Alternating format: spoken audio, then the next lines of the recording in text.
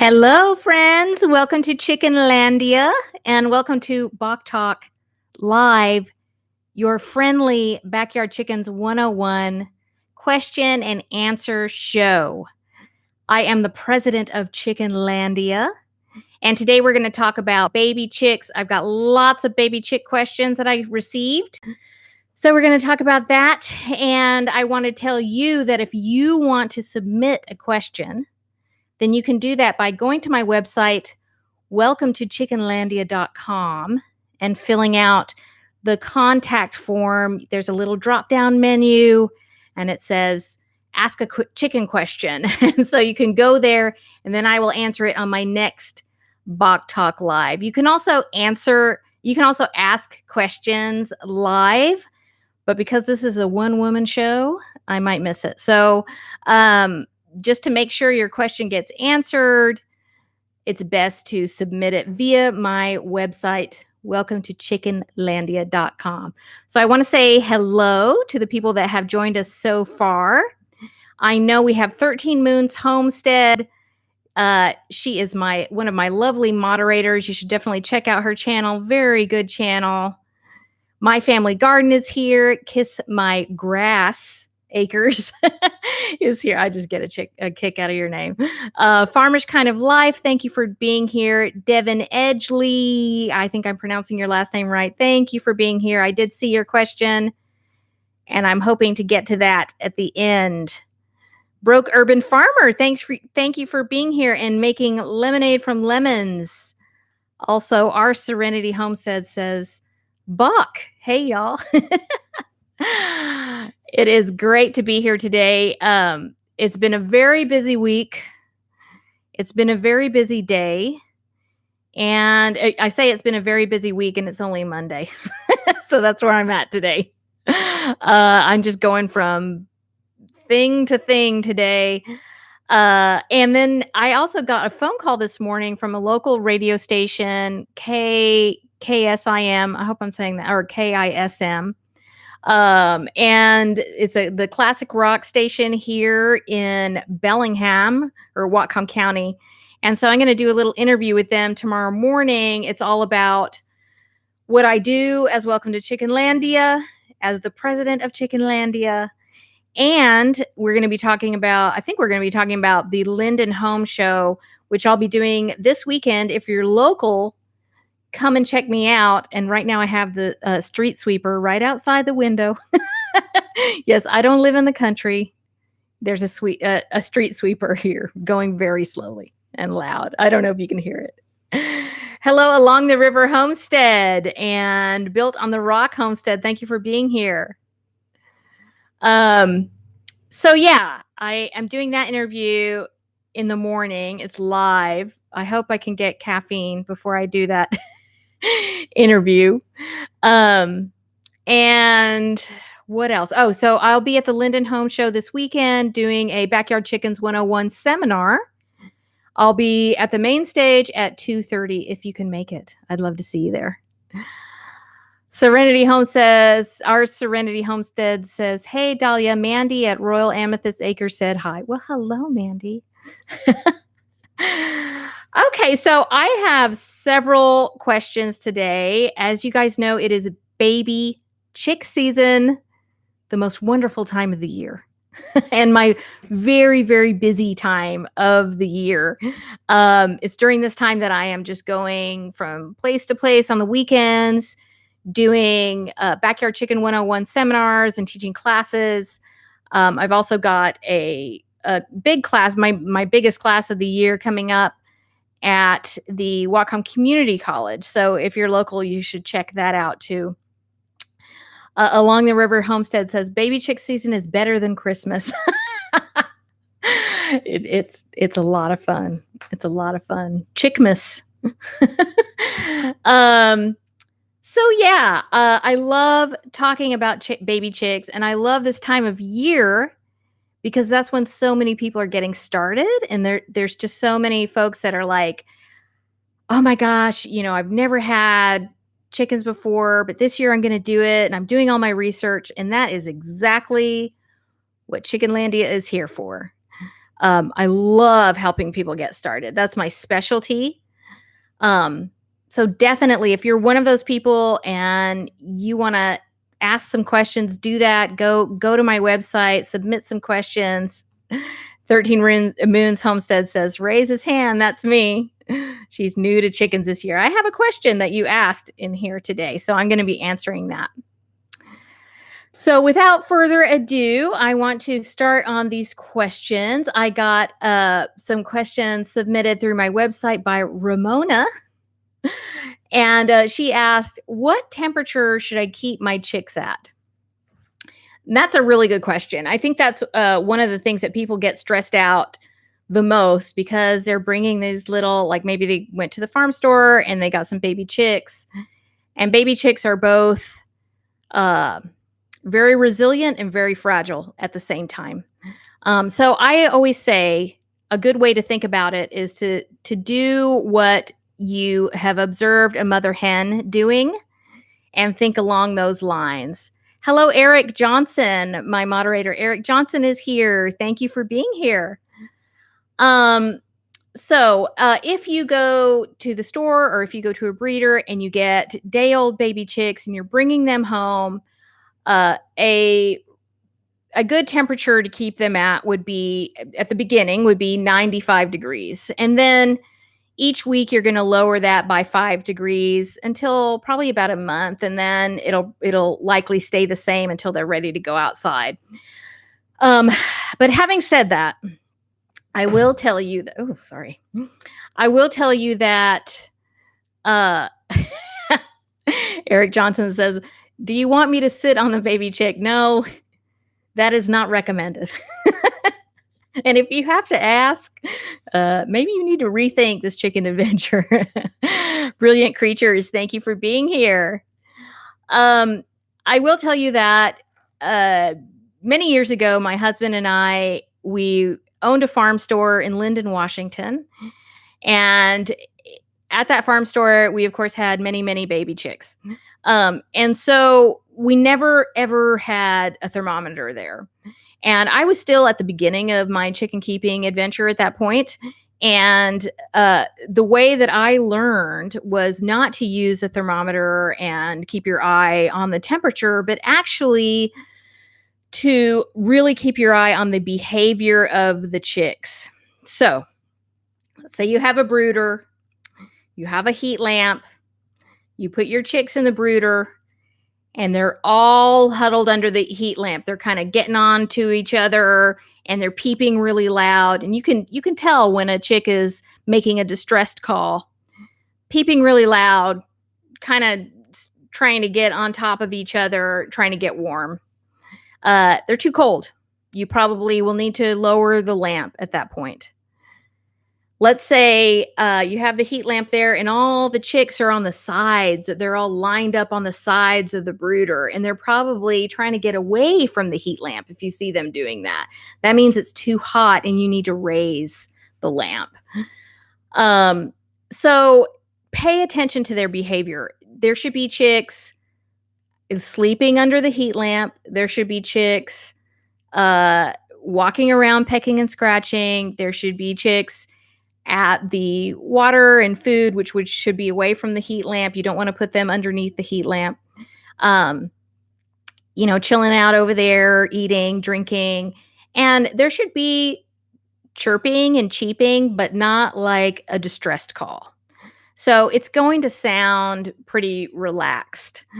If you don't have that, then you probably need to make some adjustments. And to me, that's the most important thing you need to pay attention to in regards to heat, and also just in regards to the chick's well-being, is how is their behavior.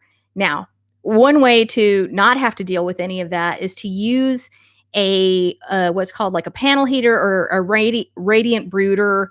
Brincia has one.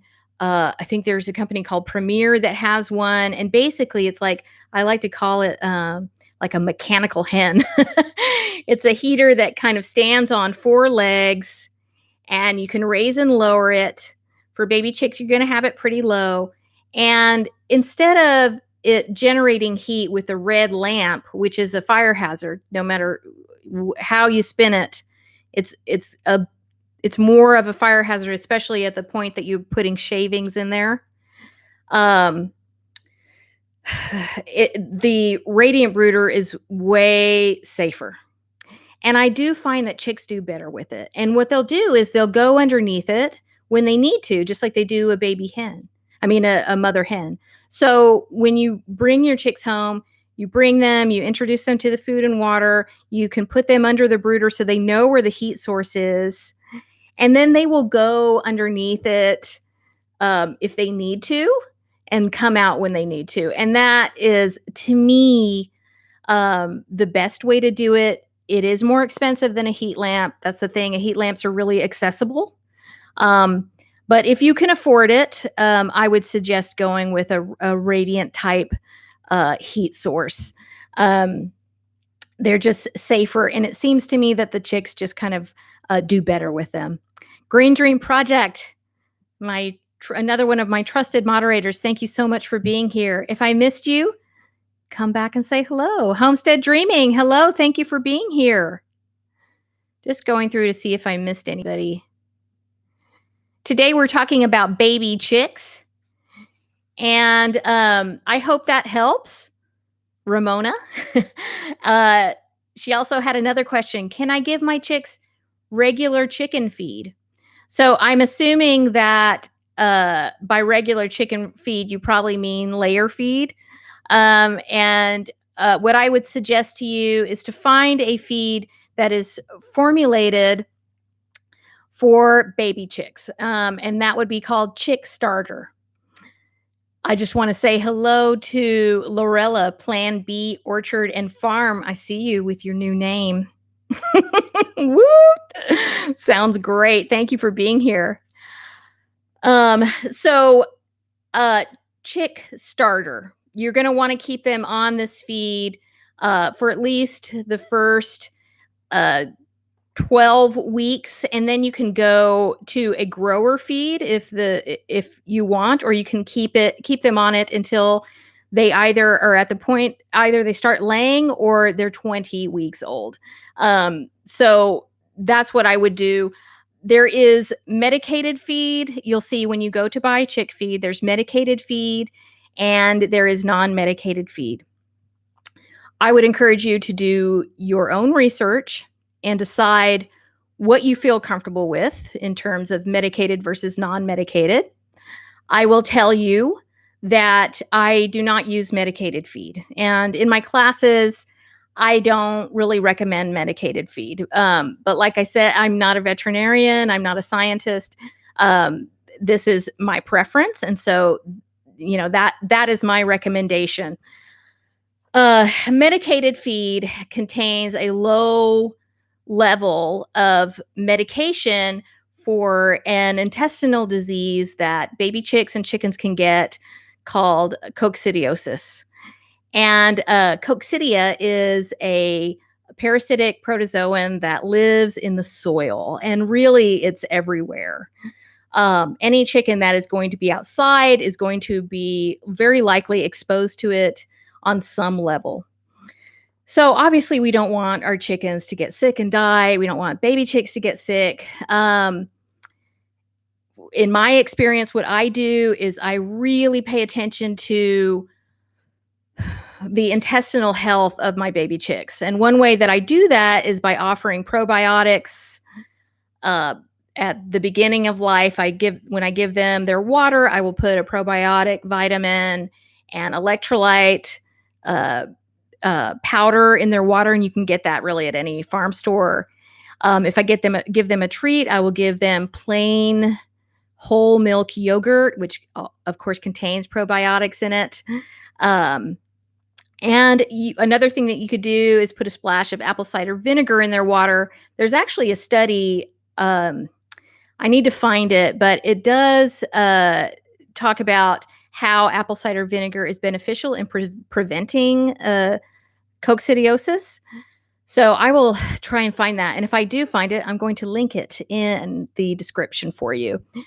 But, medicated feed, in my opinion, is something that you would need in a larger operation, um, where it is possible that they could get so much exposure to this um, protozoan that it will overtake their intestines and be too much for them to deal with. But if you give them, as a small backyard flock, if you give them gradual exposure, then it is more than likely that they will be fine.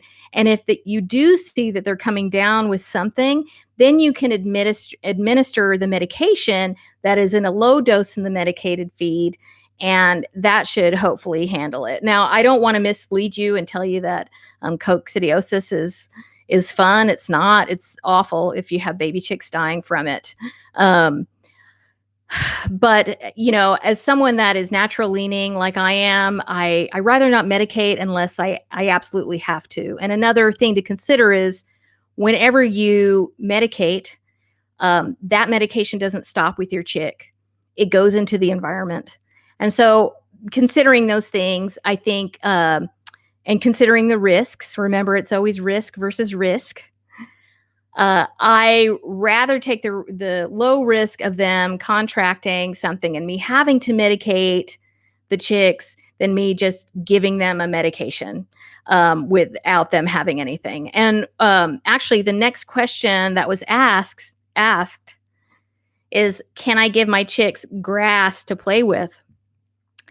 And that's actually what I want. And Brilliant Creatures asked, is it contagious between chicks? And yes, it is. It is in their droppings. So if you have it in your baby chick flock, then you will very likely need to treat all the chicks. So one way that I like to expose them gradually to all the bacteria and things that are outside is to give them a clump of dirt and grass to play with. And that's going to have all kinds of goodies for them to be slowly exposed to.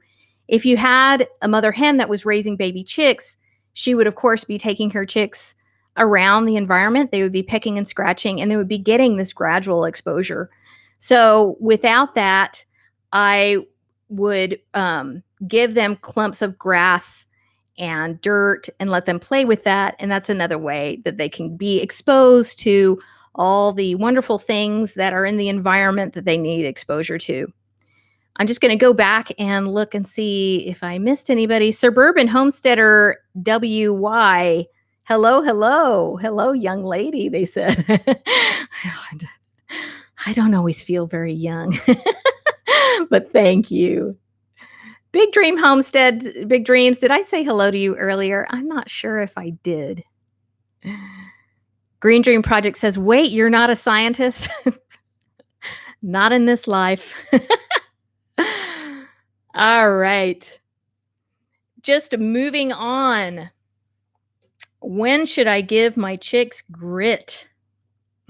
I will give them grit from the very beginning. When you bring them home, even if you're only doing baby chick crumble, a lot of times the farm stores will tell you, if you're just feeding the crumble, then you don't need to give them grit. But I would, because you're certainly not going to be hurting anything. And in my opinion, it's good for them. So what I do when I bring baby chicks home, not only do I sprinkle a little bit of feed around the brooder so they can find it, and also I have their container of feed. But I want them to get food and water very quickly when they come home, because they're very stressed, especially if they're coming from a farm store where they've been shipped or they were shipped directly to you. Those chicks are under a lot of stress. So you want them to find food and water very quickly so they don't get something called starve out, which I talk about in a video that I posted last year. I will put that link in the description. I will sprinkle around some of their feed. I will sprinkle around a little bit of grit as well. And they know to eat it. They eat it and it goes into their crop, which is the first level of digestion. And then also in their chick feeder, I'll put about a teaspoon, and I'm talking about the little quart. I think they're like a quart feeders. I'll put about a teaspoon of grit in there and shake it up real good. Ridge Life, thank you for being here. Camp Canine Daycare, good to see you as always. I think I got a question here, so I'm going to scoot back just a little bit. Kiss my grass. One day I'm going to mess that up. Banned by YouTube. Demonetized. Kiss my grass, Acres asks, when should you start the chicks on oyster shell? When they start laying or at 20 weeks. I would start them at oyster shell. If they start early, or if one of them starts early, just start giving them oyster shell. And if they haven't started by 20 weeks, start at that point. And that's the same for layer feed. All right. Next question from Lynette. When do they feather out? About 6 to 8 weeks, depending on the breed. Sometimes they grow faster, especially if you get like a standard size layer from the hatchery. They're going to grow nice and fast, and they'll be little velociraptors in no time. If you get little bantams, they're going to grow a little bit slower. So usually by the time that they're fully feathered, and they might have a little bit of fluff on the top of the head. Usually, depending on the climate that you live in, they will be ready to go outside at that point. And this is assuming it's not during the winter, or assuming that you don't live in a really harsh climate. You don't want to put even 8-week-old chicks.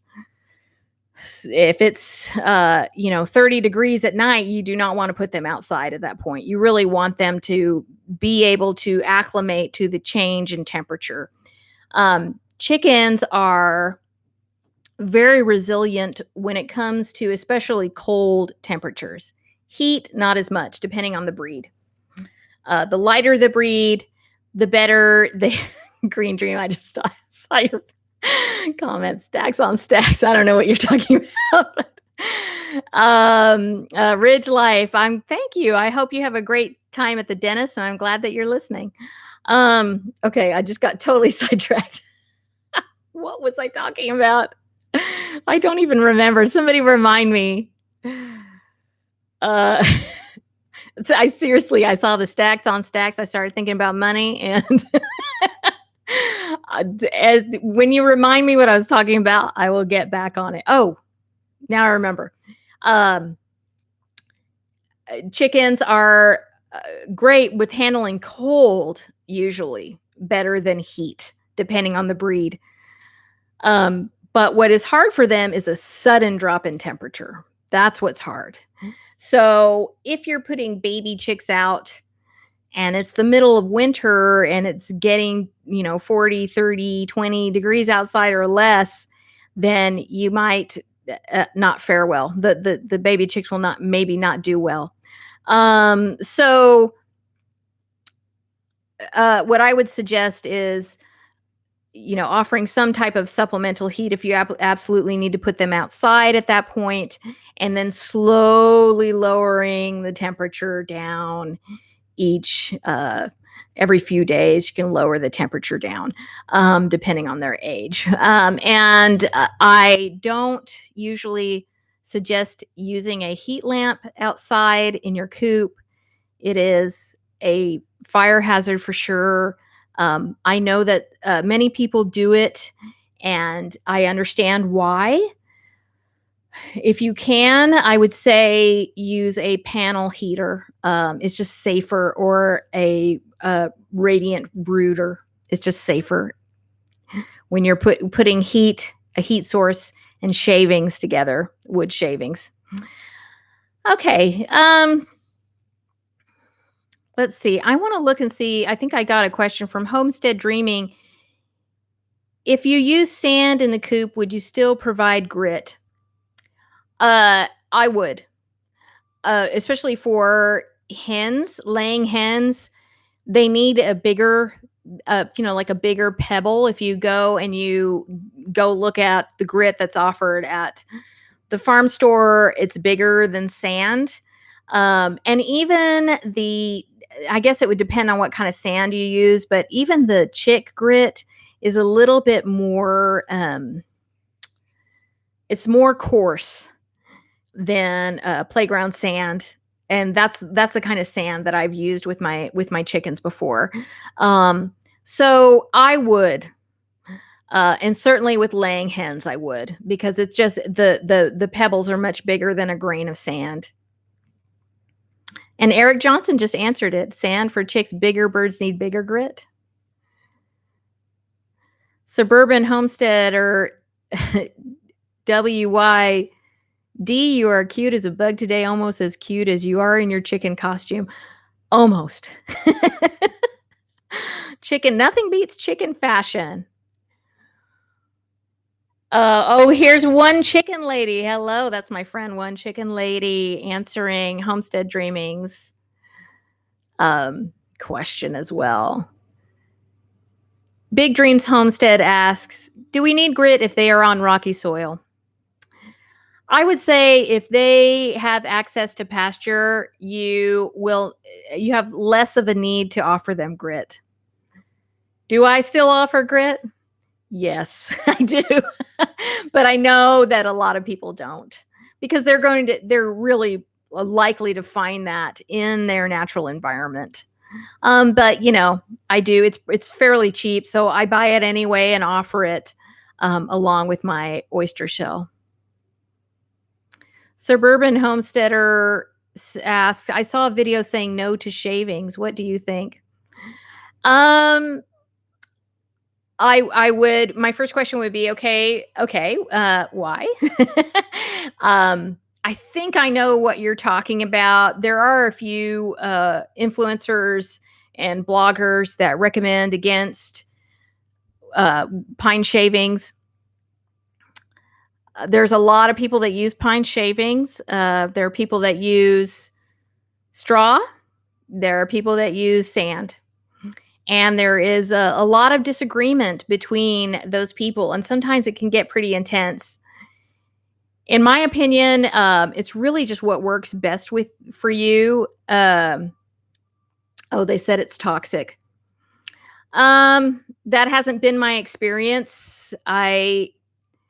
It's very, very commonly used. And I haven't really seen a situation where it's been proven that the shavings are causing chicken illness and death. I think there's a lot of experiences that people have had where they thought, these shavings aren't working for me. And that probably has to do with a lot of different factors, environmental factors mostly.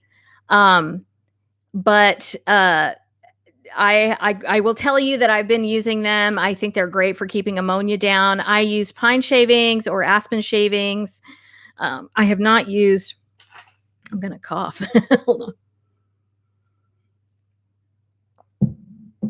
I have not used cedar shavings because there is a thought that it can hurt their respiratory system. So just to be safe, and pine shavings are cheap, I will use that. But like I said, there's a lot of feelings about what bedding to use. And my saying will always be, I think you should use what is best for you. And there's a lot of different ways to raise chickens. And as long as they're healthy and happy, I think you're doing well. And there's very few things that I would say, absolutely don't do that. That is, bad for them. If something's been used for a really long time and chickens seem to do well on it, then I would say go for it until I hear otherwise. Camp Canine Daycare says we used hemp bedding, and I'm super interested in that. I did have a company say, I want to send you some hemp bedding, but then I haven't heard back. So, I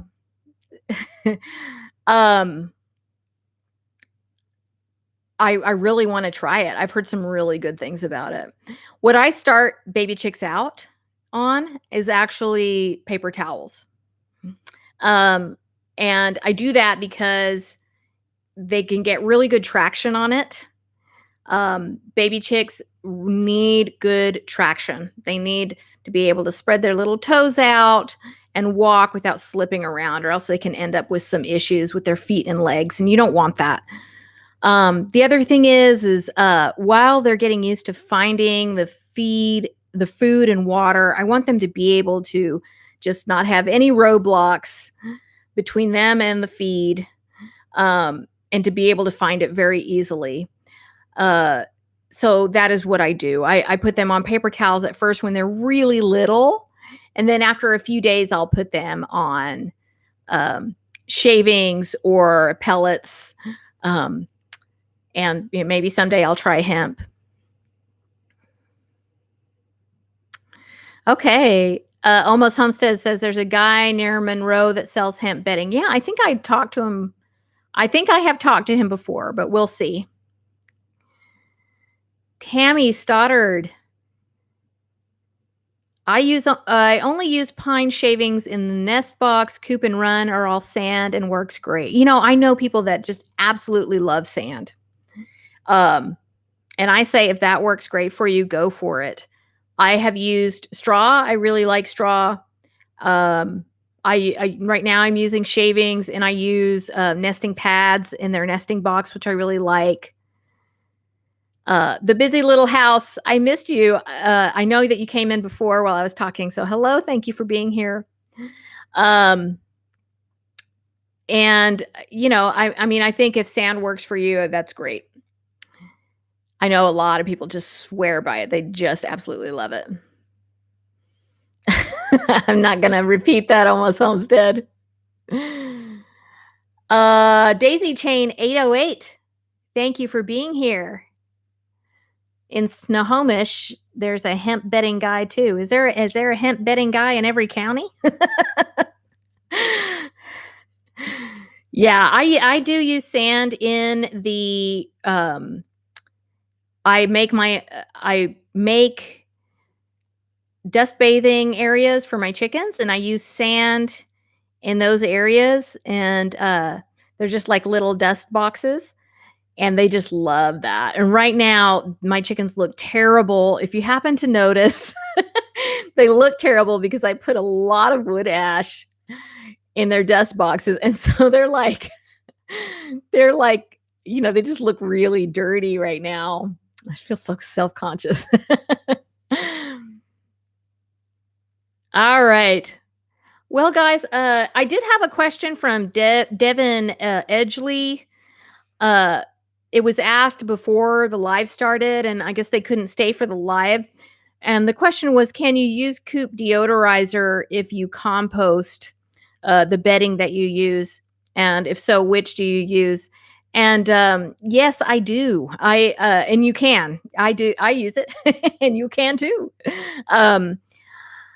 It will be good actually for your compost to help break it down and put some beneficial bacteria into it. I use Coop.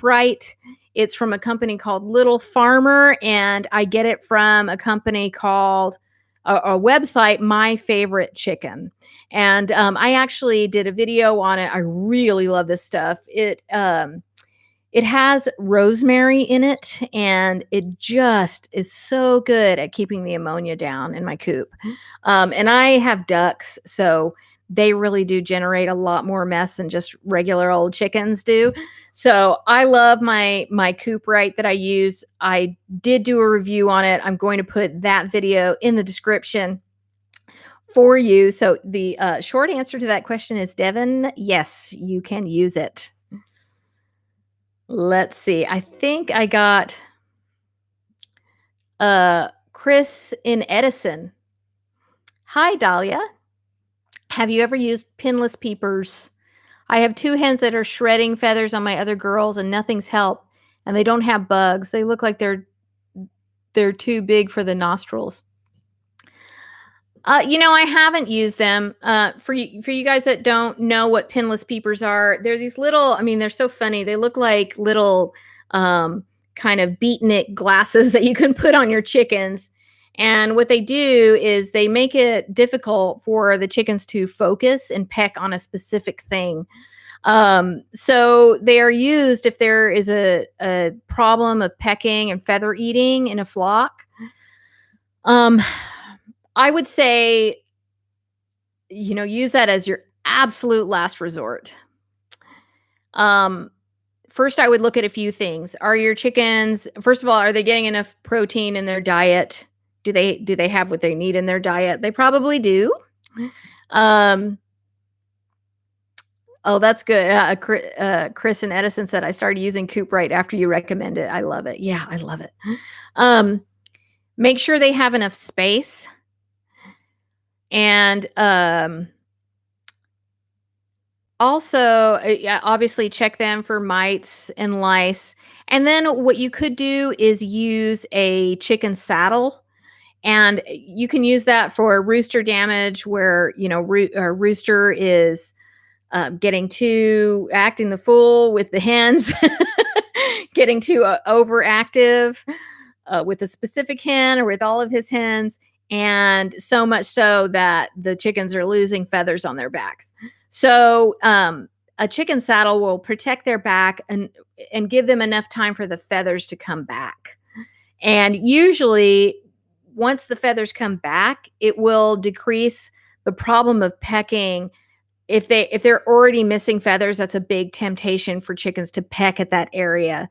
Um, so I would look at that first. And another thing that you could do is you could isolate the chicken. If you know what chicken is doing the pecking, you can isolate that chicken for a few days, just to kind of give it a little time out. uh, take it down a notch, and then reintroduce it to the flock. And that may be enough to stop that behavior. Pinless peepers is tough for a chicken because they can't, it's very disorienting for them. So if you can avoid it, I would. If you have to use it as a last resort, then I would try and only use it for a very minimal amount of time and then see how it goes. And definitely keep me updated. One chicken lady says, I had one chicken who was being a bleep. I bleeped that word, and picking feathers off her new sisters. I was ready to give up on her when someone recommended a flock block. There you go. And to my surprise, it really helped. Yeah, the other thing that you can look at is, do they need some other type of enrichment? And you can get like a cabbage and tie it to a string, or maybe give them some extra perches, just something to kind of occupy their time, which is what a flock block would do. They would be like slowly working on it, and that may help to resolve that issue. Thank you. I'll try the saddles. Do you think they can dust properly underneath the saddles? Probably not as well as if they didn't have it, but I think it will be okay. And 13 Moons Homestead, a flock block is a very like a condensed block of usually seeds and other treats that is very condensed, and seeds and I can't think of anything else that's in there. But the chickens peck at it. It's a treat, but it's a big block. And it is called flock block, I think. One, or at least one of the main company that sells them is called a flock block. It seemed to help get the pecking urge out of her system, and the flock block didn't mind getting pecked at. Yes, it was not a sentient being, as far as we know. Pamela Bene, hi, thank you for being here. There, Eric Johnson said it perfectly. Flock blocks are seed treats compressed into a block shape. That's why you're here, Eric. You can get them in different sizes. Barefoot Gardening, thank you for being here. So if you have not noticed, I am now doing my Bawk Talk Lives every 2 weeks. I may go back to every week, but right now, as I've said, this is a one-woman show, and I have a lot of responsibilities, not only with Chickenlandia and a lot of projects that I have going on. Um, especially baby chick season is very busy for me. But also, I've got my kiddos, I've got my little dogs, one with lots of needs, and of course, I have my chickens and ducks. So, with all those responsibilities, it's just easier for me to do every other week right now, and that might change in the future. One thing I'm really trying to do, thank you, 13 Moons. Always appreciate it. Hello, Christina's Corner. Thank you for being here and getting started on homesteading. You behave yourself. um, One thing I am really, really working on right now, and I've been talking about this for months, years, months, is turning this live show into a podcast.